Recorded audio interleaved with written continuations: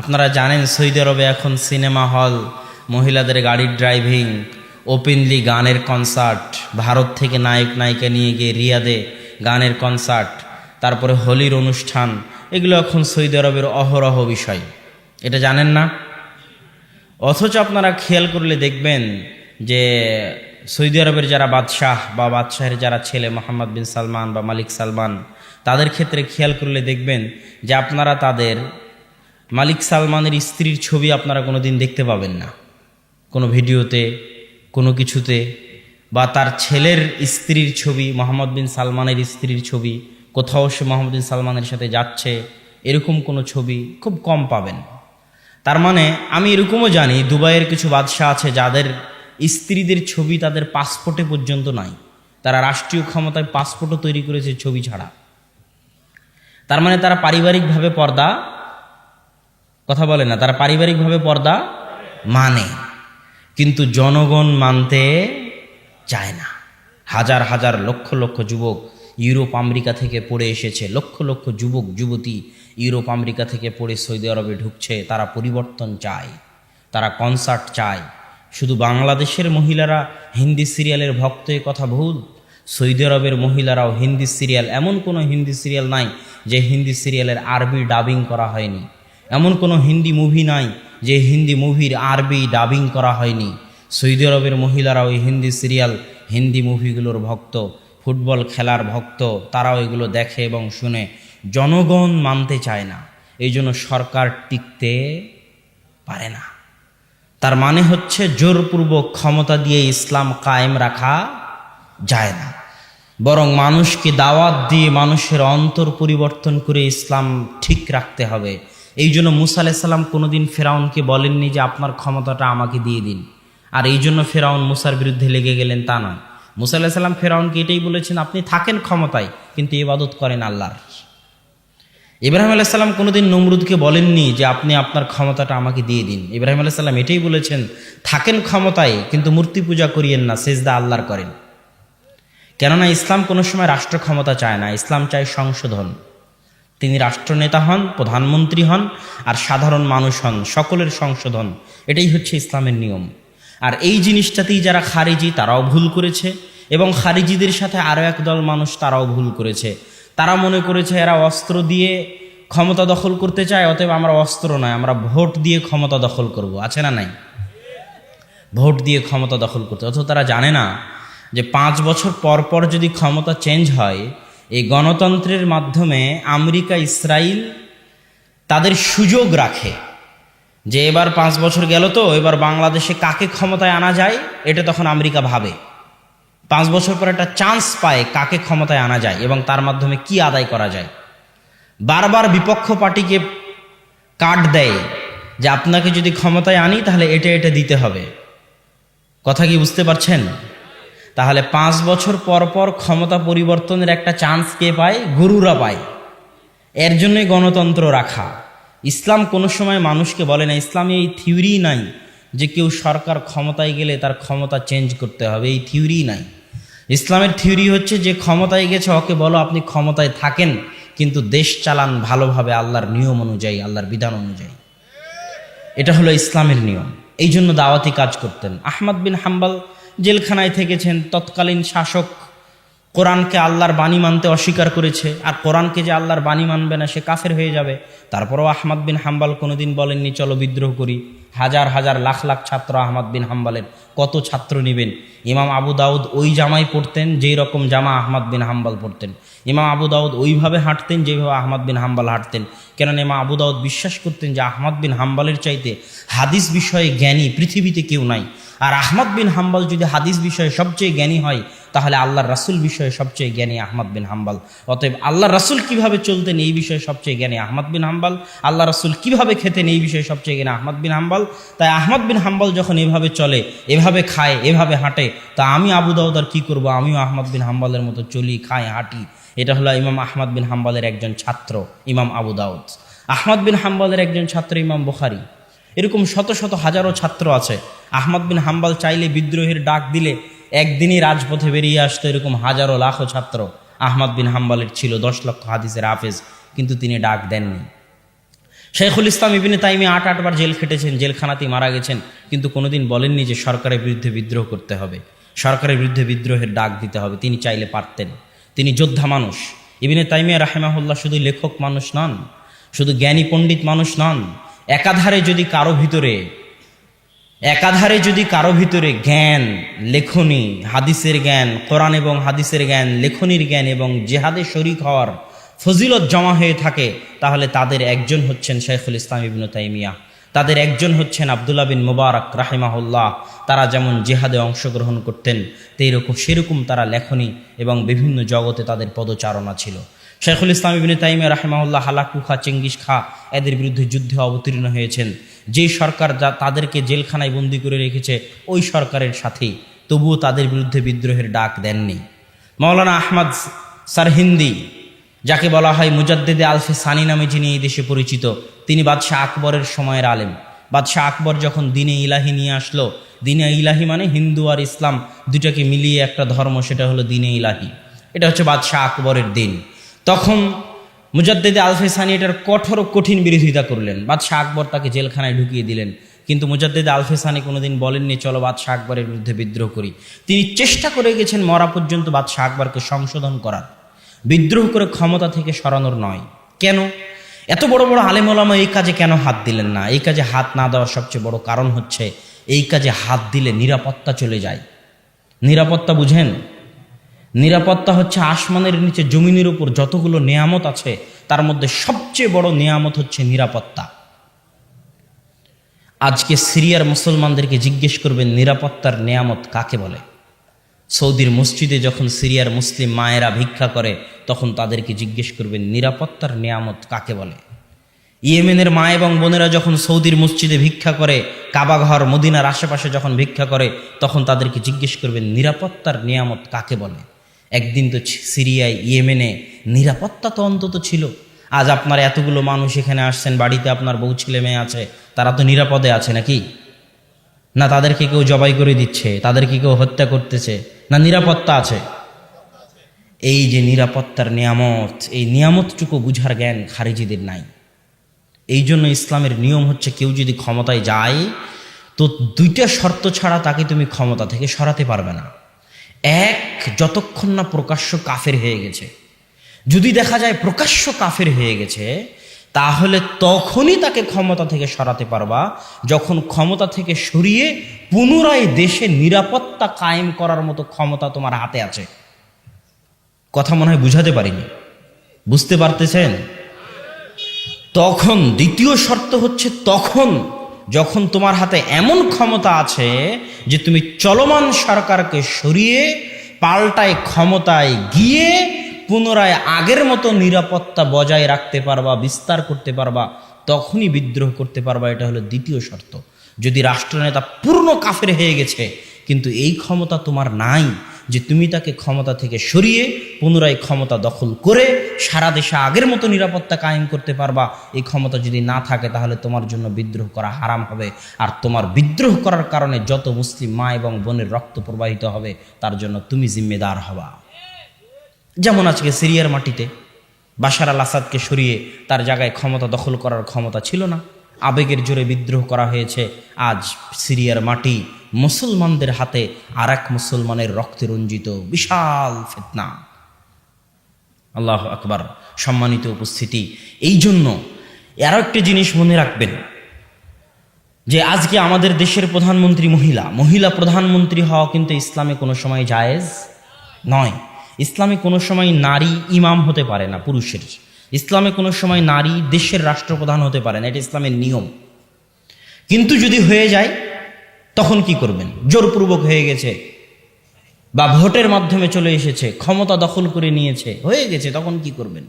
রাসূল সাল্লাল্লাহু আলাইহি ওয়াসাল্লাম বলছেন, যদি হাবশি গোলাম ক্ষমতায় চলে আসে তো হাবশি গোলামের তোমরা আনুগত্য করিও। গোলাম কিন্তু, কৃতদাস কিন্তু কোনোদিন ইসলামের বিধানে ক্ষমতা পেতে পারে না। এটা ইসলামের নিয়ম। ইসলামের একটা নিয়ম হচ্ছে, কারা কারা ক্ষমতা হবে, খলিফা হবে, তাদের একটা নিয়ম হচ্ছে, নারী যেমন খলিফা হতে পারে না, তেমন কৃতদাসও খলিফা হতে পারে না। কিন্তু তারপরেও যদি কৃতদাস খলিফা হয়ে যায়, নেতা হয়ে যায় জোরপূর্বক, তাহলে তোমরা তার আনুগত্য করিও, যতক্ষণ না সে প্রকাশ্য কাফের হয়ে যায় এবং তাকে বিদ্রোহ করে সরিয়ে পাল্টা ক্ষমতা দখল করে দেশে নিরাপত্তা কায়েম করার মতো ক্ষমতা না থাকে। এর পিছনে একটাই উদ্দেশ্য, অন্য কোনো উদ্দেশ্য নাই। মুসলিম মা এবং বোনের বৃথা রক্ত যেন প্রবাহিত না হয়। আমরা মুসলিম মা এবং বোন এবং মুসলমান ভাইয়ের রক্তের মূল্যটা বুঝি না, যে ইসলামে তাদের রক্তের মূল্য কতটুকু। আল্লাহ সুবহানাহু ওয়া তাআলার নিকটে একজন মুসলমানের রক্ত যে কত মূল্যবান, কত মূল্যবান, কত মূল্যবান, যে সারা পৃথিবীর সব মানুষ, আসমানের সব ফেরেশতা আর সব জিন একত্রিত হয়ে যদি একটা মুসলমানকে হত্যা করে, তো আল্লাহ সব মানুষ, সব জিন, সব ফেরেশতাকে একসাথে জাহান্নামে নিক্ষেপ করতে বিন্দুমাত্র দ্বিধা করবেন না। এটা আল্লাহর নিকটে একজন মুসলমানের রক্তের মূল্য। কাবাঘর যদি আপনি ধ্বংস করেন, তো কাবাঘর ধ্বংস করলে যত গুনাহ না হবে, একটা মুসলমানকে হত্যা করলে তার চেয়ে বেশি গুনাহ হবে। তথা একজন মুসলমানের রক্তের মূল্য কার চাইতে বেশি? একজন মুসলমানের রক্তের মূল্য কাবাঘরের চাইতে বেশি। এই জন্য আগে মুসলমানের রক্তের হেফাজত করতে হবে। এই জন্য অত সহজে এই জাতীয় খারিজি চিন্তাধারা এগুলোর মধ্যে যাওয়া যাবে না, এগুলো থেকে দূরে থাকতে হবে, বরং সংশোধনের চেষ্টা করতে হবে। আর সংশোধনের চেষ্টার মধ্যেই বরকত আছে। কেমনে সংশোধনের চেষ্টার মধ্যে বরকত আছে? মানুষ হতাশ হয়ে জিজ্ঞেস করে, আমি যখন বক্তব্য দিই এই বিষয়ের উপর, যখন বক্তব্য দিই এই বিষয়ের উপর আমার বিস্তারিত বক্তব্য আছে, ইসলামপুর দিনাজপুর একটা মসজিদে প্রায় 1.5-2 ঘন্টার আলোচনা আছে, মানুষ তখন হতাশ হয়ে জিজ্ঞেস করে, আজকে তাহলে ফিলিস্তিনের কি হবে? আজকে তাহলে মায়ানমার রোহিঙ্গাদের কি হবে? আজকে তাহলে চীনের মুসলমানদের কি হবে? আপনি যখন সবাইকে জঙ্গি বানিয়ে দিলেন, সবাইকে সন্ত্রাসী বানিয়ে দিলেন, তাহলে এই মুসলমানদের রক্ষা করবে কে, বাঁচাবে কে?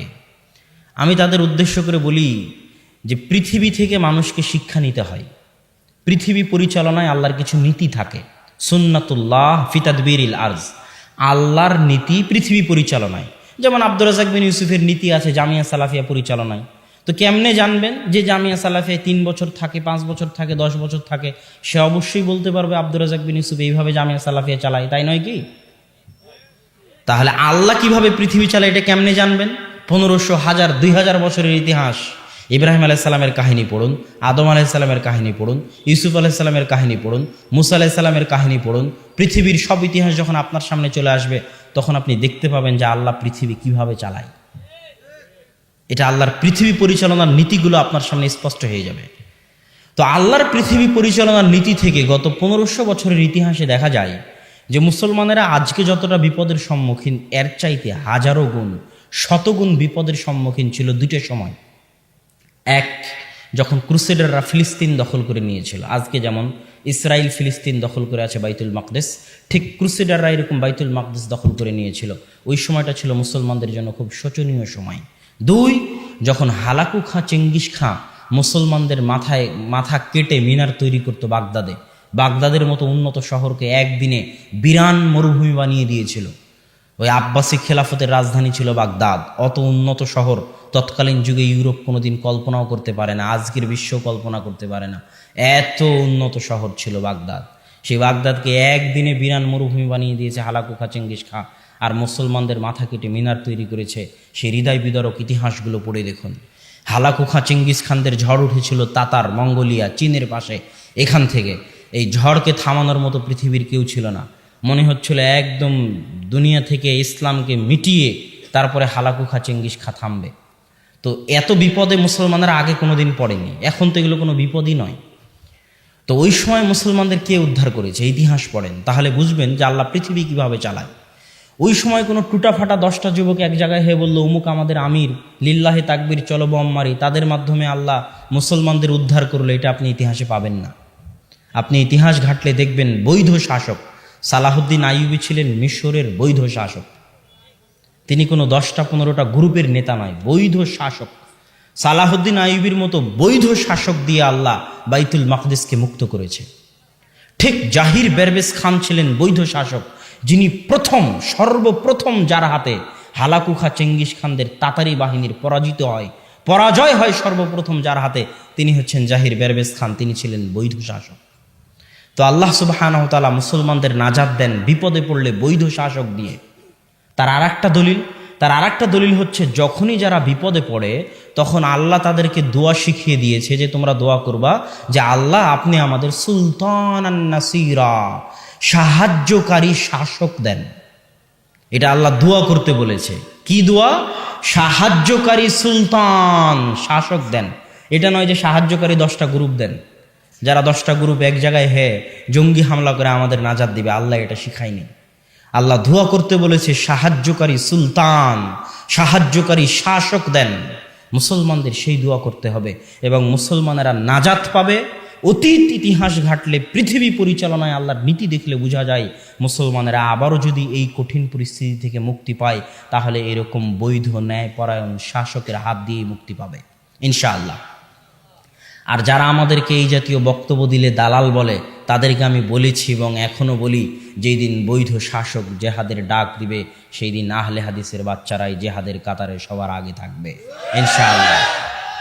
অতএব জেহাদ, আমরা জেহাদ বিরোধী এই কথা বলে আমাদেরকে কলঙ্কিত করার, এই কথা বলে আমাদেরকে দালাল পেট্রোডলার খাই, এগুলো বলে আমাদেরকে ছোট করার কোনো উপায় নেই। যেই দিন দেখা যাবে বৈধ শাসক জিহাদের ডাক দিয়েছে সেই দিন আপনারাই, যারা আমাদেরকে অপবাদ দিচ্ছেন, তারাই হয়তো পালিয়ে যাবেন। কেননা তার প্রমাণ তো আছে, ইংরেজদের ক্ষেত্রে তার প্রমাণ তো আছে। ইংরেজ শাসনের বিরুদ্ধে প্রথম জেহাদের হুঙ্কার কে দিয়েছিল? শাহ ইসমাইল শহীদ রাহিমাহুল্লাহ, আল্লাহ তাকে শহীদ হিসেবে কবুল করুন। তার বই আছে রাফুল এদাইনের ওপর, তার বই আছে তাদকিরুল ইখওয়ান, যেখানে তিনি তাকলিদের বিরুদ্ধে লিখেছেন। তার বই আছে তাকবিয়াতুল ইমান, যেখানে তিনি শিরক বেদাতের বিরুদ্ধে লিখেছেন। ভারত পাকিস্তানের মাটিতে কেউ এতটা কঠোর ও কঠিনভাবে শিরক বেদাতের বিরুদ্ধে লিখেছে এটা মনে হয় দুনিয়ার মানুষ জানতই না। তিনি হচ্ছেন শাহ ইসমাইল রাহিমাহুল্লাহ। তিনি রাফুল আদাইন করতেন, 25,000 হাদিসের হাফেজ ছিলেন, তিনি আহলে হাদিস। তিনিই প্রথম ইংরেজদের বিরুদ্ধে জেহাদের ডাক দেন। কিন্তু তার স্বপ্ন এখন পর্যন্ত পূরণ হয়নি। এই কথা বললে তো আবার বিপদে পড়ে যাব। কেন তার স্বপ্ন এখন পর্যন্ত পূরণ হয়নি? তার দলিল হচ্ছে মুসলমানেরা যখন ক্ষমতা হারায় তখন পুরো পাক ভারত বাংলাদেশের ক্ষমতা কাদের হাতে ছিল? মুসলমানদের হাতে। মুসলমানেরা যখন ক্ষমতা হারায় তখন পুরো পাক ভারতের ক্ষমতা কার হাতে ছিল? মুসলমানদের হাতে ছিল। তাই নয় কি? না শুধু বাংলাদেশ আর পাকিস্তান মুসলমানদের ছিল, সমগ্র ভারত উপমহাদেশ মুসলমানদের অধীনস্থ ছিল। তো যখন ইংরেজরা দখল করে নিল তখন শাহ ইসমাইল শহীদ যে জেহাদের ডাক দিলেন, সেটা কি জেহাদের ডাক? পুনরায় সমগ্র ভারতে যেন ইসলাম প্রতিষ্ঠা হয়, সেটাই তো নাকি? তাই নয় কি? তো ওনার স্বপ্ন কি পূরণ হয়েছে? পূরণ হয়নি। তাহলে মুসলমানেরা কেমনে বলে যে আমরা স্বাধীন হয়েছি? 1947 সালে মুসলমানেরা যে দাবি করে আমরা স্বাধীন হয়েছি, আমার দৃষ্টিতে এই দাবি ঠিক নয়। কেন? আজকেও ভারতের পতাকা যে বিল্ডিংয়ে উঠানো হয় ওই বিল্ডিংয়ের মালিক মুসলমানেরা। লালকেল্লা যেটা, সেই লালকেল্লায় ভারতের পতাকা উঠে, ওই বিল্ডিংয়ের মালিক মুসলমান। দিল্লির অলিতে গলিতে এবং ভারতের অলিতে গলিতে মুসলমান শাসকদের সেই পদচিহ্ন এখনো থেকে গেছে। অথচ আজকে ভারতের মুসলমানেরা কত কষ্টে নিমজ্জিত।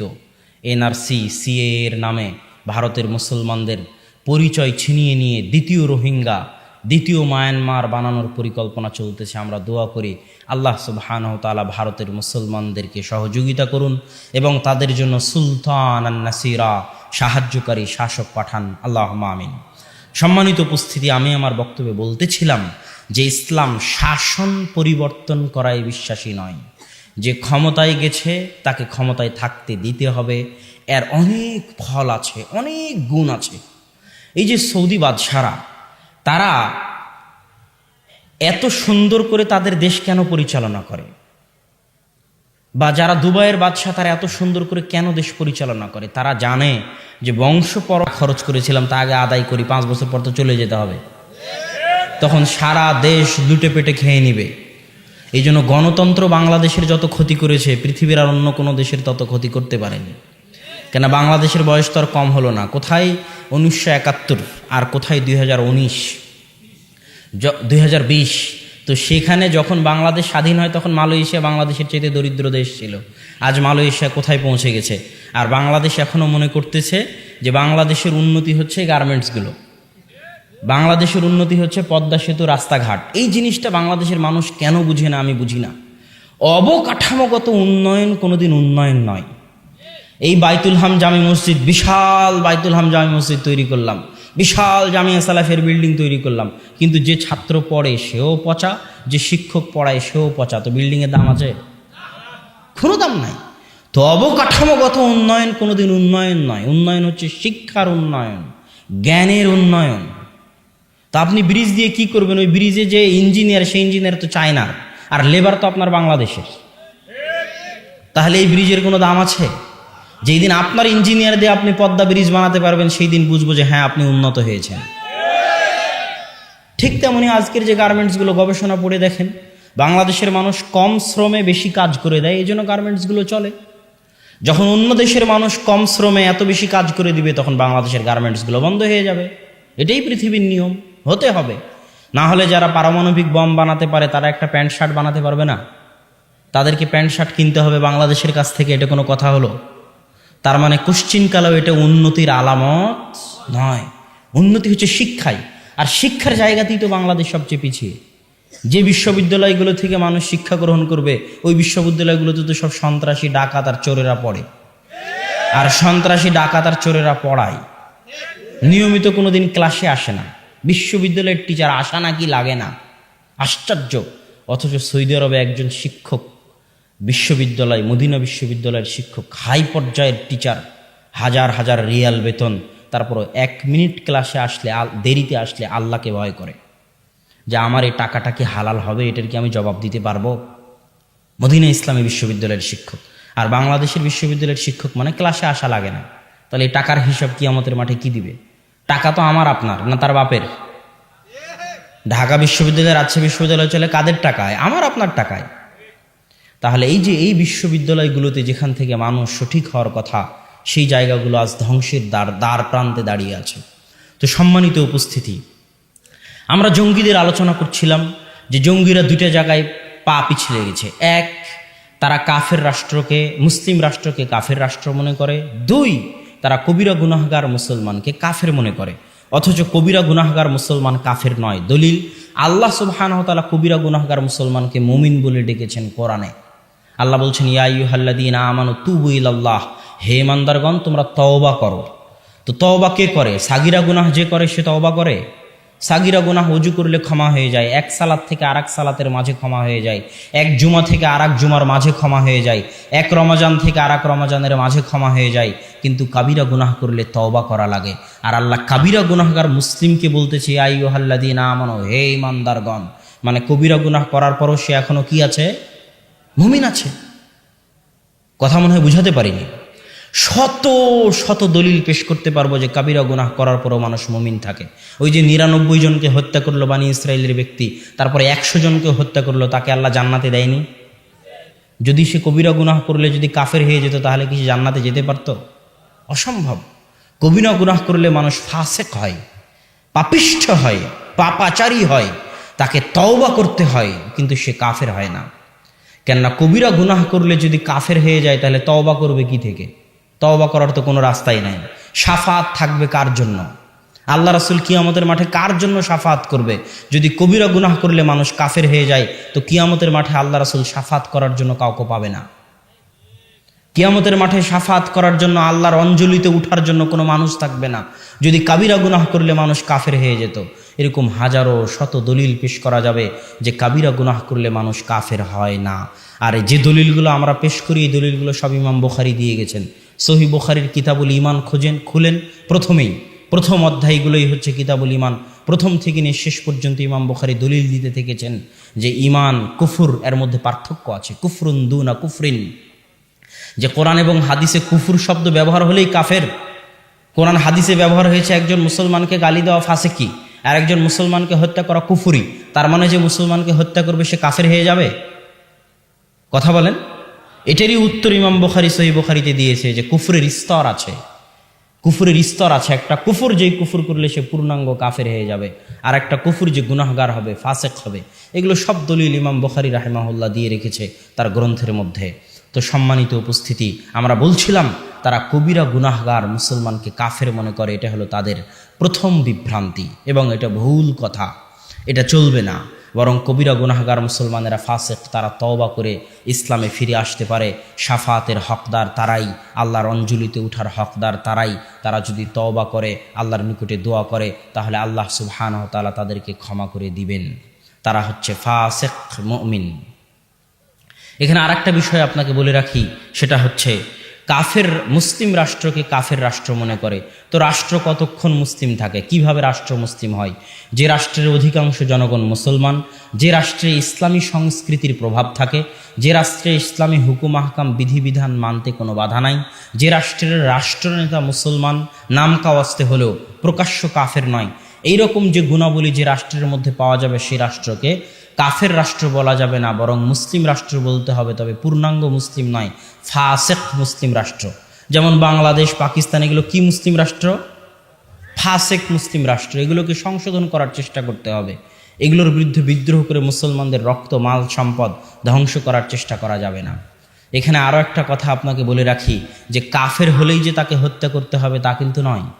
কাফের হলেই কি হত্যা করতে হবে নাকি? হ্যাঁ, এই সম্পর্কে ইসলামের বিধান আছে। কয়েক শ্রেণীর কাফের যাদেরকে আপনি হত্যা করতে পারবেন না, আল্লাহ রাসূল বলেছে তাদেরকে যদি আপনি হত্যা করেন তাহলে আপনি জান্নাতের গন্ধও পাবেন না। এক, যেই কাফের রাষ্ট্রের সাথে মুসলিম রাষ্ট্রের চুক্তি আছে, চুক্তি, যে ইসলামী খেলাফতের সাথে কোনো কাফের রাষ্ট্রের চুক্তি আছে, ওই চুক্তিবদ্ধ কাফের রাষ্ট্রের কোনো কাফেরকে কোনো মুসলমান হত্যা করতে পারবে না। দুই, যেই কাফের রাষ্ট্র থেকে কোনো ব্যক্তি মুসলমান রাষ্ট্রে এসেছে নিরাপত্তা নিয়ে, রাষ্ট্র বলেছে আমি তাকে নিরাপত্তা দিলাম। যেমন যখন আল্লাহ রাসূল মক্কা বিজয় করলো, তখন আল্লাহ রাসূল বলল, আল্লাহ রাসূল কি বলল আপনাদের মনে আছে? আল্লাহ রাসূল বলল, সুফিয়ানের বাড়িতে, তাদের বাড়িতে, উমুক উমুকের বাড়িতে, সব নাম ধরে ধরে আল্লাহ রাসূল বললেন, তাদের বাড়িতে যারা আশ্রয় নিবে তারা নিরাপদ, তারা নিরাপদ, তারা নিরাপদ। মানে রাষ্ট্র তাদেরকে কি দিয়ে দিল? নিরাপত্তা দিল। এখন আল্লাহর রাসূলের অধীনস্থ কোনো ব্যক্তি তাদের গায়ে হাত উঠাতে পারবে না। ঠিক যখন কোনো কাফের কোনো মুসলিম রাষ্ট্রে ঢুকবে, মুসলিম রাষ্ট্র তাকে ভিসা দিয়েছে। ভিসা দেওয়া মানে কি দেওয়া? নিরাপত্তা দেওয়া। তো যে ভিসা নিয়ে এসেছে তাকে আপনি হত্যা করতে পারবেন না, কেননা মুসলিম রাষ্ট্র তাকে নিরাপত্তা দিয়েছে। তাকে নিরাপত্তা দেওয়া আপনার জিম্মেদারি। আপনার সরকার তাকে নিরাপত্তা দেওয়ার ওয়াদা করেছে, তাকে নিরাপত্তা দেওয়া আপনার জিম্মেদারি। যদি আপনি তাকে হত্যা করেন, আপনি জান্নাতের গন্ধ পাবেন না, আল্লাহ রাসূলের হাদিস। তিন, যে কাফের মুসলিম রাষ্ট্রে বসবাস করে জিজিয়া দিয়ে, কর দিয়ে যে কাফের মুসলিম রাষ্ট্রে বসবাস করে, তার রক্ত হারাম, তাকে আপনি হত্যা করতে পারবেন না। শুধু তাই নয়, এমনকি যুদ্ধরত অবস্থায় যে দেশের সাথে যুদ্ধ চলতেছে তাকে বলা হয় দারুল হারব আর দারুল ইসলাম। দারুল ইসলাম আর দারুল হারবে যুদ্ধ চলতেছে। তো যে দেশের সাথে যুদ্ধ চলতেছে ইসলামিক খেলাফতের, ওই দেশেরও নারী, শিশু, বয়োবৃদ্ধ যারা যুদ্ধের মাঠে আসেনি, তারা কাফের হওয়ার পরও আপনি তাদেরকে হত্যা করতে পারবেন না। এটা ইসলামের নিয়ম। তো সম্মানিত উপস্থিতি, ইসলাম মানে, ইসলামের চেহারাকে আজ জঙ্গিরা বিকৃত করে ফেলেছে। যেখানে সেখানে আমেরিকা সহ বিভিন্ন দেশে বোমা হামলা করে মনে করতেছে যে না, এটা ইসলামে জায়েজ। জি না, ইসলামে শুধু রাষ্ট্রের অধীনে জিহাদ জায়েজ। রাষ্ট্র ক্ষমতা ছাড়া কিছু কিছু ইবাদত আছে যেগুলো ইসলামে চলে না। যেমন হজ রাষ্ট্র ক্ষমতা ছাড়া চলে না। মক্কায় কোন তারিখে, কয় তারিখে হজ হবে, আপনি বাংলাদেশ থেকে গিয়ে যদি বলেন আমি আমার তারিখে হজ করব, আর ওই আফ্রিকা থেকে এসে যদি বলে আমি আমার তারিখে হজ করব, হবে না। সৌদি বাদশাহ, সৌদি খলিফা, সৌদির যারা শাসক, তারা যেই দিন ঘোষণা দিবে যে এই তারিখে হজ হবে, আপনি যেখানকারই হন না কেন, আপনার দেশ যেখানেই হোক না কেন, আপনি যে মতই মানেন না কেন, যে ধর্মই মানেন না কেন, যে ফতোয়াতেই বিশ্বাস করেন না কেন, শাসক যেই দিন হজের ঘোষণা দিয়েছে সেই দিনে হজ হতে হবে। এটা ইসলামের নিয়ম। ঠিক ঈদ, আপনি এক গ্রামে আজকে ঈদ করবেন, আর একজন আর এক গ্রামে ঈদ করবে, এটা ইসলাম বিশ্বাস করে না। আপনার ফতোয়া যেটাই হোক, ফতোয়া একদিনে ঈদ করা হোক আর ফতোয়া আলাদা দিনে ঈদ করা হোক, কিন্তু রাষ্ট্র যেই দিন ঈদের ঘোষণা দিবে, আপনার ফতোয়া যেটাই হোক, আপনাকে ওই দিনে ঈদ করতে হবে। এইরকম জিহাদ, ইন্নামাল ইমামু জুন্নাতুন ইউকাতালু মিন ওয়ারাইহি, ইমাম হচ্ছে ঢাল, তার পিছনে থেকে জিহাদ করতে হয়। ইমাম মানে রাষ্ট্রনেতা, তার পিছনে থাকা ছাড়া, তিনি সামনে থাকা ছাড়া যুদ্ধ হয় না। তো সম্মানিত উপস্থিতি, আমরা সঙ্গে দিচ্ছিলাম যে আমরা কাফের রাষ্ট্র, মুসলিম রাষ্ট্রকে কাফের রাষ্ট্র মনে করি, যেটা মনে করা ঠিক নয়। বরং যতক্ষণ মুসলিম রাষ্ট্র আছে ততক্ষণ সেই মুসলিম রাষ্ট্রের যাবতীয় বিধিবিধান মেনে চলা আপনার জন্য জরুরি। যেমন বাংলাদেশ একটা মুসলিম রাষ্ট্র, আমি মনে করি এই বাংলাদেশের মুসলিম রাষ্ট্রের নিয়ম হচ্ছে রাস্তার সিগন্যাল দেওয়া আছে, কথা কি বুঝতে পারছেন? তো আপনি যদি ওই সিগন্যাল অতিক্রম করেন তা আমার দৃষ্টিতে আপনি গুনাহগার হবেন, আমার বুঝে বলে, কেননা আপনি মুসলিম রাষ্ট্রের নিয়মকে লঙ্ঘন করলেন। বাংলাদেশের নিয়ম হচ্ছে যে আপনাকে এই জায়গায় এই কাজটা করতে হবে, এই জায়গায় এই কাজটা করতে হবে। যতক্ষণ না ওই কাজ ইসলাম বিরোধী হচ্ছে ততক্ষণ ইসলাম বলে তুমি ওটা মানো। কথা না বুঝাতে পারলে আমি ব্যর্থ। যতক্ষণ রাষ্ট্রের কোনো কথা ইসলাম বিরোধী না হচ্ছে ততক্ষণ ইসলাম বলে তুমি রাষ্ট্রের আনুগত্য করো, রাষ্ট্র যেটা বলতেছে সেটা শোনো। যদি সেটা তুমি লঙ্ঘন করো তাহলে তুমি গুনাহগার হবে। এটার নামই ইকামতে দিন। ইকামতে দিন মানে রাস্তাঘাট বন্ধ করে দিয়ে, রাষ্ট্রের বিরুদ্ধে বিদ্রোহ করে, রাষ্ট্রের মাল সম্পদ ধন সম্পদ নষ্ট করে। বাংলাদেশের সম্পদ কার সম্পদ? আমাদের সম্পদ। কথা বুঝেননি? বাংলাদেশের সম্পদ আমাদের সম্পদ। তা আমি মিছিল মিটিং করে, জ্বালাও পোড়াও করে, হরতাল করে বাংলাদেশের সম্পদকে নষ্ট করতেছি, মানে আমার ক্ষতি করতেছি। আমি ফতোয়া দিয়ে, কাফের ফতোয়া দিয়ে বাংলাদেশের পুলিশ আর্মি র্যাবকে হত্যা করতেছি, মানে আমি আমার দেশের ক্ষতি করতেছি, এটা বুঝতে হবে। আমি ইসলামের ক্ষতি করতেছি, এটা বুঝতে হবে। কেননা প্রকারান্তরে এটা হচ্ছে ফাসেক মুসলিম রাষ্ট্র হলেও কাফের রাষ্ট্র নয়। অতএব এই ফাসেক মুসলিম রাষ্ট্রের প্রত্যেক জিনিস, একটা টাকাও আমানতের সাথে হেফাজত করা প্রত্যেক মুসলমানের দায়িত্ব। আপনি রাষ্ট্র ক্ষমতায় আছেন, OC, DC, SP, commissioner, chairman, মন্ত্রী, জনগণের টাকা আপনার হাতে আছে। ইসলাম বলতেছে এই টাকার হেফাজত করতে হবে। ক্ষতি করলে কিয়ামতের মাঠে জবাব দিতে হবে, আপনি একটা মুসলিম রাষ্ট্রের ক্ষতি করেছেন, ধ্বংস করেছেন। সম্মানিত উপস্থিতি, এই জন্য আমি আপনাদের সামনে বলতেছিলাম যে ইকামতে দ্বীনের সঠিক অর্থ আমরা বুঝি না। ইকামতে দ্বীনের সঠিক অর্থ বুঝতে গেলে আপনাকে বুঝতে হবে ইকামতে সালাত কাকে বলে। ইকামতে সালাত মানে কি ডাঙ্গিপাড়ার সব মানুষকে আজ সকালে গিয়ে ফজরের সময় পিটিয়ে মসজিদে নিয়ে আসবে, এর নাম ইকামতে সালাত। এখন ডাঙ্গিপাড়ার সব মানুষকে পিটিয়ে মসজিদে নিয়ে আসলাম, কেউ রুকু করাও জানে না, সূরা ফাতিহাও জানে না, ওযু করাও জানে না, তাহলে ইকামতে সালাত হলো না? হলো না। ইকামতে সালাত হলো না।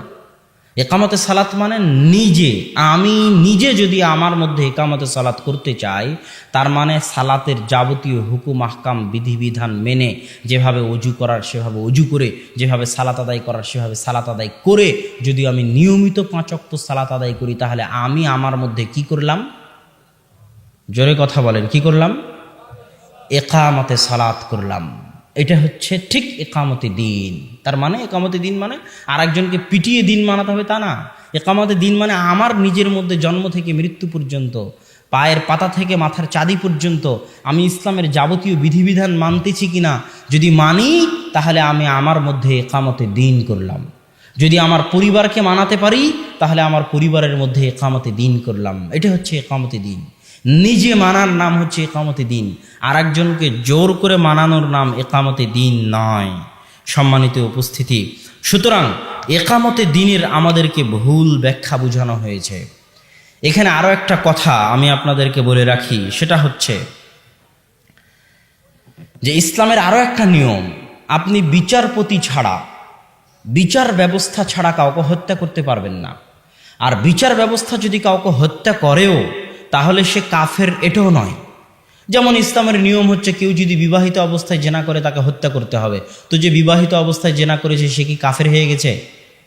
হ্যাঁ, তাকে তো হত্যা করতে বলা হচ্ছে। একদল মানুষ মনে করে যে বিধানে হত্যার হুকুম আছে মানে কাফের হয়ে গেছে। জি না, ওই হত্যাটা তার জন্য কাফারা, সে জান্নাতেও চলে যেতে পারে। যে আরেকজন মুসলমানকে হত্যা করেছে তাকে হত্যা করতে হবে তার মানে সে কাফের হয়ে গেছে তা নয়। তাকে যে হত্যা করা হবে এই হত্যাটা তার ওই গুনাহের জন্য কাফারা, সে জান্নাতেও চলে যেতে পারে। ঠিক তেমনি বিচার ব্যবস্থা ছাড়া আপনি কোনো হুকুম বাস্তবায়ন করতে পারবেন না। যেমন ক্রিমিনাল ল, পৃথিবীতে যতগুলো রাষ্ট্র আছে, মুসলিম রাষ্ট্র আছে প্রায় 57-58টা মুসলিম রাষ্ট্র, সব মুসলিম রাষ্ট্রে ইসলামের পারিবারিক নিয়ম, ইসলামের সামাজিক নিয়মগুলো রাষ্ট্রীয়ভাবে মানা হয়। ইসলামের পারিবারিক আইন মানে বাপ মারা গেলে কত শতক আপনি জমি পাবেন, আপনার ভাই বোন কত শতক জমি পাবে, এটা কে বলে দিয়েছে? ইসলাম বলে দিয়েছে। ওটাই কিন্তু মুসলিম দেশগুলোতে মানা হয়। ওটাকে বলা হয় ফ্যামিলি ল, পারিবারিক আইন। তো তো ইসলামের পারিবারিক আইন রাষ্ট্রীয়ভাবেই মানা হয়। যেমন বাংলাদেশের সরকার আপনাকে হজের জন্য সহযোগিতা করে না করে না করে না করে না করে। বাংলাদেশের সরকার আপনার ঈদ বাস্তবায়ন করতে সহযোগিতা করে না করে না করে। তাহলে ইসলামের যেগুলো সামাজিক বিধিবিধান আছে, ইসলামের যেগুলো পারিবারিক বিধিবিধান আছে, সেগুলো প্রায় অধিকাংশ মুসলিম রাষ্ট্র মানে, রাষ্ট্রীয়ভাবে মানে। রাষ্ট্রগুলো কি মানে না? ইসলামের ক্রিমিনাল ল মানে না। অপরাধ সংক্রান্ত ইসলামের যে বিধিবিধানগুলো আছে এগুলো কোনো রাষ্ট্র মানে না, সৌদি ছাড়া।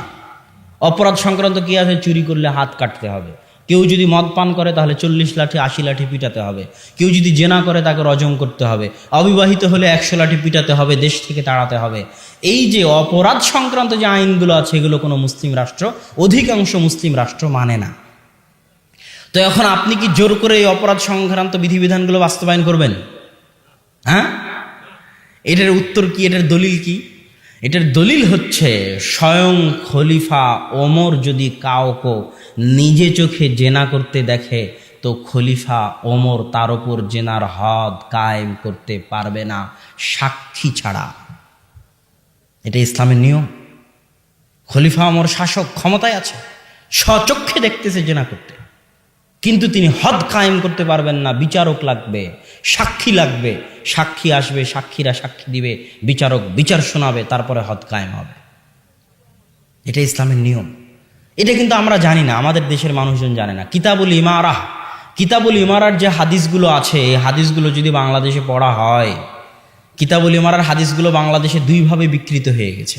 সহি মুসলিম খুলবেন, সহি মুসলিম খুলে কিতাবুল ইমারা বের করবেন। কিতাবুল ইমারার যে হাদিসগুলো আছে এগুলো বাংলাদেশে দুইভাবে বিকৃত হয়ে গেছে। এক, কিতাবুল ইমারার সব হাদিস নিয়ে চলে গেছে দল আর সংগঠন। বাংলাদেশে যত দল আছে, সেটা তাবলিগ জামাত হোক, জামাত ইসলাম হোক, হাস্যকর ব্যাপার যে কিতাবুল ইমারার সব হাদিস দল নিয়ে চলে গেছে। দলের আমির তো কিতাবুল ইমারাতে যে হাদিসগুলো আছে তার হাদিসগুলো ওর জায়গায় গিয়ে ফিট করা হয়, জামাতের যে হাদিসগুলো আছে সেগুলো দলের সাথে গিয়ে ফিট করা হয়। এটা গেল কিতাবুল ইমারার উপর প্রথম জুলুম। দ্বিতীয় জুলুম হলো কিতাবুল ইমারার হাদিসগুলো মূলত রাষ্ট্রনেতার সাথে সম্পৃক্ত, অথচ রাষ্ট্রনেতার সাথে কেউ কিতাবুল ইমারার হাদিস পড়ে না। সব শুধু দলনেতার সাথে কিতাবুল ইমারার হাদিস আর জামাতের হাদিস, অথচ জামাত মানে রাষ্ট্রের সাথে থাকা, আর আমির মানে রাষ্ট্রের আমির। আমির শব্দটা কি বলে ওর নাম, ইসলামের ইতিহাসে আমির শব্দটা কোনোদিন রাষ্ট্রনেতার বাইরে ব্যবহার হয়েছে এটা পাওয়া যায় না। গত 100, 150, 200 বছর আগে রাষ্ট্রনেতার বাইরে ব্যবহার হয়েছে এটা পাওয়া যায় না। এখনও মদিনার আমির আছে, মক্কার আমির আছে। আমার ওস্তাদ মুফতি ইউসুফ তাওয়ালি দারুল উলুম দেওবন্দের শিক্ষক, তিনি তাবলিগ জামাতের আমিরকে লক্ষ্য করে বলতেন, তাবলিগ জামাতের আমিরকে লক্ষ্য করে বলতেন যে আপনি কেউ চুরি করলে হাত কাটতে পারেন না, কেউ জেনা করলে রজম করতে পারেন না, কেউ অপরাধ করলে গ্রেফতার করতে পারেন না, তাহলে আপনি কিসের আমির? কেননা আমির মানে হচ্ছে ক্ষমতা। চুরি করলে হাত কাটতে পারতে হবে, সে আমির। আর যদি না পারে তাহলে সে শায়েখ হতে পারে, মুফতি হতে পারে, আলেম হতে পারে, অনুসরণীয় ব্যক্তিত্ব হতে পারে, কিন্তু আমির হতে পারবে না। এটা ইসলামের পরিভাষাগত ব্যাপার। ঠিক জামাতের ব্যাপারটা ওই রকমই। জামাত, আল্লাহ রাসূল কত কঠিন কথা বলতেছে জামাতের বিষয়ে, যে তাদেরকে হত্যা করো যারা জামাত থেকে বের হয়ে যায়। আল্লাহ রাসূল বলতেছে কেউ যদি জামাত থেকে বের হয়ে যায় সে ইসলাম থেকে বের হয়ে গেল। কত কঠিন কথা। অথচ আমি যদি তাবলিগ জামাত ছেড়ে দিই তাহলে কি আমি ইসলাম থেকে বের হয়ে যাব? তাহলে তার মানে জামাত মানে দল নয়। জামাত মানে তাহলে কি? ওই যে আবু বকর রাদিয়াল্লাহু তাআলা আনহু বলতেছে যারা যাকাত দেবে না এদেরকে আমি হত্যা করব, এদের বিরুদ্ধে যুদ্ধ করব। তো ওমর রাদিয়াল্লাহু তাআলা আনহু বলছে কেমনে যুদ্ধ করবেন? এরা তো সব আশহাদু আল্লা ইলাহা ইল্লাল্লাহ, আশহাদু আন্না মুহাম্মাদার রাসূলুল্লাহ এই কালেমা পড়েছে, এদের তো রক্ত হারাম, এদের বিরুদ্ধে তো আপনি যুদ্ধ করতে পারেন না। এটা কে বলতেছে? ওমর রাদিয়াল্লাহু তাআলা আনহু বলতেছে। তো ওমর রাদিয়াল্লাহু তাআলার কথা শুনলেনই না আবু বকর রাদিয়াল্লাহু তাআলা আনহু। আবু বকর রাদিয়াল্লাহু তাআলার ওই বাক্য কত কঠোর কঠিন সেটা আব্বুর যাকাতের বক্তব্যে শুনিয়েন, যে কত কঠোর কঠিন। যে লাউ মানাউনি কালান ইউদ্দুনাহু ইলা রাসূলিল্লাহ, ওমর শুনে রাখো, যারা আল্লাহর রাসূলের যুগে যাকাত দিতে আসতো, যাকাত দিতে এসে গরু ছাগল উটের সাথে গরু ছাগল উটের দড়িও দিয়ে যেত। আজ আমি আবু বকর আমার যুগে যাকাত দিতে এসে যদি গরু ছাগল উট দিয়ে যায় আর গরু ছাগল উটের দড়ি না দিয়ে যায়, শুনে রাখো ওমর যারা আল্লাহ রাসূলের যুগে ওসর দিতে এসে খেজুর গম ধান চাল দিয়েছে, খেজুর গম ধান চালের বস্তাও রেখে দিয়ে গিয়েছে। আর আমি আবু বকর আমার যুগে যুগে খেজুর ঢেলে দিয়ে বস্তা নিয়ে যেতে চায়, তাহলে আমি আবু বকর ওই দড়ি ওই বস্তার জন্য যুদ্ধ চালিয়ে যাব, হয় মরবো না হয় মারব। তাহলে এরা তো সব মুসলমান, তো মুসলমানদেরকে আবু বকর রাদিয়াল্লাহু তাআলা কেন মারতে চাইলেন? দলিল, এরা জামাত থেকে বের হয়ে গেছে। কথা কি বুঝলেন? রাষ্ট্রনেতার আদেশ, বৈধ খলিফার আদেশ, বৈধ খলিফার নির্দেশকে অমান্য করে তার বিরুদ্ধে বিদ্রোহ করেছে, তার মানে জামাত থেকে বের হয়ে গেছে। এদেরকে এখন রাষ্ট্রনেতা হত্যা করতে পারে, ফাঁসি ঝুলিয়ে দিতে পারে, এটা তার জন্য জায়েজ। তার মানে জামাত মানে হচ্ছে রাষ্ট্র, খেলাফা, তার সাথে সম্পৃক্ত থাকা। জামাতের আরেকটা অর্থ হচ্ছে মসজিদের জামাতের সাথে সম্পৃক্ত থাকা। মসজিদের জামাতের সাথে যদি কোনো মুসলমান সম্পৃক্ত না থাকে তাহলে সে জামাতবদ্ধ থাকলো না, এটা ছোট জামাত। এটা হচ্ছে জামাতবদ্ধ জীবনযাপনের অংশ। ইসলাম একটা সংগঠনের মতো। ইসলামের নেতা মুহাম্মদ সাল্লাল্লাহু আলাইহি ওয়াসাল্লাম, ইসলামে মাসিক কিয়ানত দিতে হয়, ইসলামে বাৎসরিক কিয়ানত দিতে হয়, সেটা জাকাত দিতে বাধ্য। আর সারাদিন যত ইয়ানত দিবেন, যত দান করবেন, এটা ঐচ্ছিক। ইসলামের বাৎসরিক সম্মেলন আছে, যেমন তাবলিগ জামাতের আছে টঙ্গীতে, সেটা হচ্ছে হজ, যেতে বাধ্য যদি ক্ষমতা থাকে। ইসলামের প্রশিক্ষণ কর্মশালা আছে অন্যান্য সংগঠনের মতো, সেটা সিয়াম, 1 মাসের প্রশিক্ষণ কর্মশালা। ঠিক ইসলামের শাখা অফিস আছে, যেমন অন্য সংগঠনের আছে। মসজিদ হচ্ছে ইসলামের শাখা অফিস। যারা ইসলাম নামক সংগঠনের সদস্য থাকতে চায়, দিনে 5 বার তাদেরকে মসজিদে হাজিরা দিতে হবে। হাজিরা না দিলে ইসলামের জামাত থেকে, মুসলমানদের জামাত থেকে সে বের হয়ে যাবে। এর নাম হচ্ছে জামাত, আর এর নাম হচ্ছে কিতাবুল ইমারা। কিতাবুল ইমারার হাদিসগুলো পড়েন, সব রাষ্ট্রনেতার সাথে সম্পৃক্ত। আল্লাহ রাসূল বলছে, সে মারুক পিটুক, তার তোমরা আনুগত্য করো। তো সম্মানিত উপস্থিতি, এখানে আরও একটা কথা বলি, যেটা বলছিলাম যে বিচার ব্যবস্থা ছাড়া আপনি কোনো বিধান বাস্তবায়ন করতে পারবেন না। স্বয়ং ওমর রাদিয়াল্লাহু তাআলা আনহু পারবেন না, এটা তো আমাদের দেশের মানুষরা জানে না। আরও একটা কথা বলি, জোরপূর্বক রাষ্ট্র ক্ষমতা দখল করতে হবে কিনা? জোরপূর্বক জি না। কেন? আল্লাহ সুবহানাহু ওয়া তাআলা আপনার উপর জাকাত ফরজ করেছে। কখন? যখন আপনি নিসাব পরিমাণ সম্পদের মালিক হবেন তখন। তো আপনি নিসাব পরিমাণ সম্পদের মালিক হননি মানে আপনাকে জাকাত দেওয়া লাগবে না। তো আপনি এখন ভাবতেছেন আমার তো জাকাত দেওয়া হচ্ছে না, তো জোর করে চুরি করে, বাটপারি করে, ডাকাতি করে নিসাব পরিমাণ সম্পদের মালিক হই, তারপরে জাকাত দিব। এটা কি চলবে? চলবে না। তো যেমন জোর করে অন্যায়ভাবে জাকাত নিজের উপর ফরজ করার জন্য জোর করে আপনি চুরি করে, ডাকাতি করে জাকাত নিজের উপর ফরজ করবেন, এটা নয়।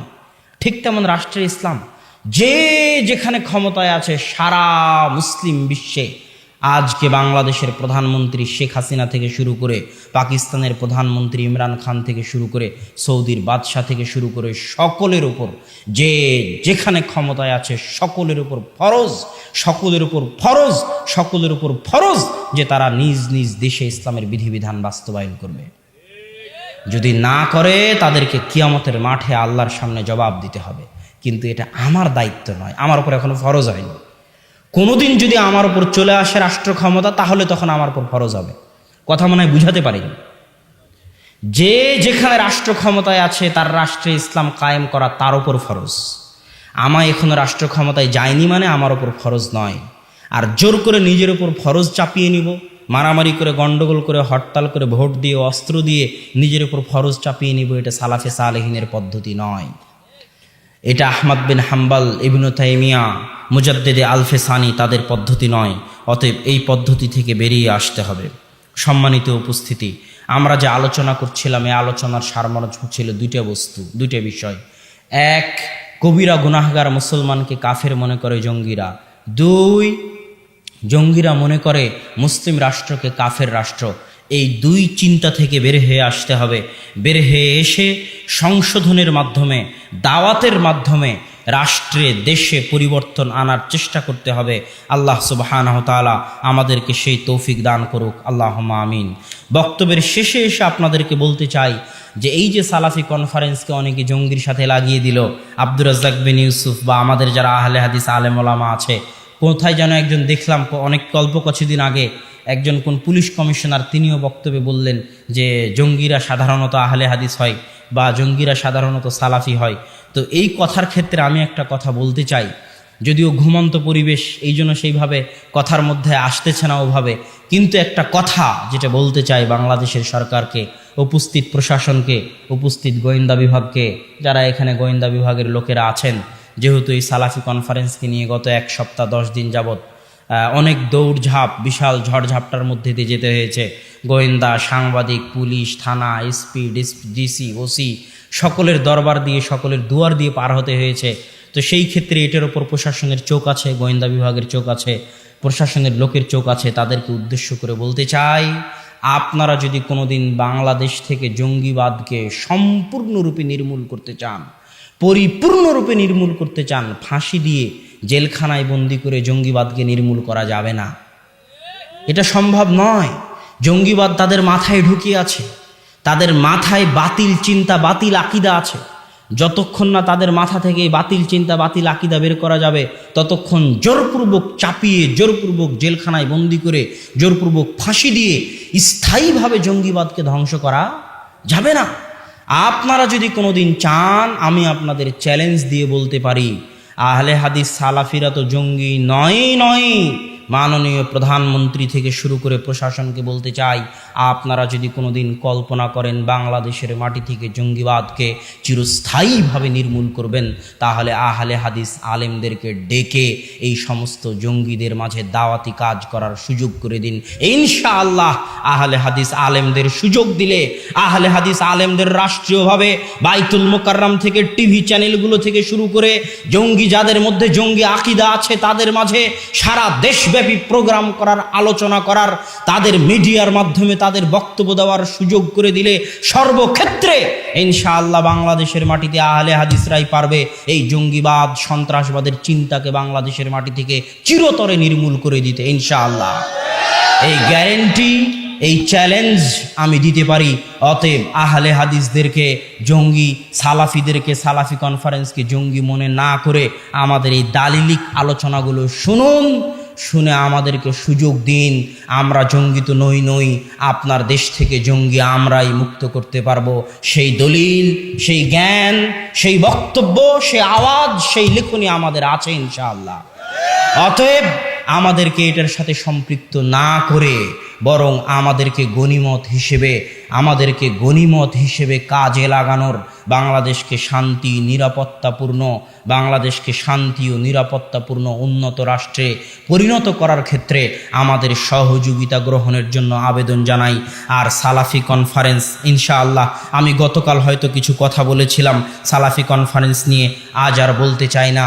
আজ এতটুকুই বলবো যে আল্লাহ সুবহানাহু তাআলা যাদের অন্তরে সালাফি কনফারেন্স নিয়ে সংকীর্ণতা আছে, আপনি তাদের অন্তরকে প্রশস্ত করে দিন, আমিন। এবং আমি আশা করব অন্তরের অন্তরস্থল থেকে আমাদের যদি কোনো ভুল ত্রুটি হয়ে থাকে ক্ষমা সুন্দর দৃষ্টিতে দেখবেন। সকলকে, যারা যেখানে বক্তব্য শুনতেছে, এই সালাফি কনফারেন্স আয়োজন করতে গিয়ে আমাদের দ্বারা যদি কোনো ভুল ত্রুটি হয়ে থাকে ক্ষমা সুন্দর দৃষ্টিতে দেখবেন।